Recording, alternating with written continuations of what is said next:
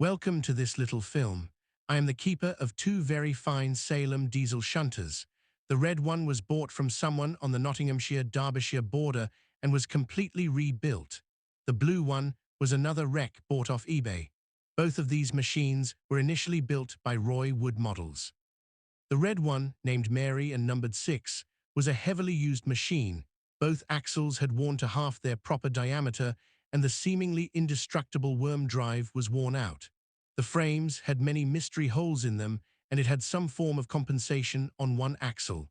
I don't know if this was done at the time of manufacture, but it was removed. The radiator looked as if someone had let their dog chew it for a while.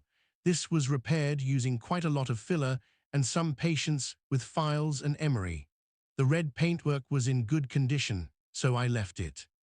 The blue one was originally black, and some of the paint was still on it when I got it, not a lot though. I stripped it, cleaned and prepared it all for the corporate blue it carries today. Mechanically, it was fine and still has its original worm drive. I fitted both cabs out so they didn't look like an empty tin box and fitted radio control.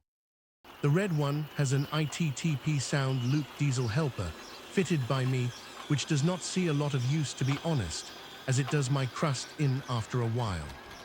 Roy Wood sold his business a few years ago to Evans Steam Services. They have continued production, and the locomotive was initially marketed as the Salem Mark II.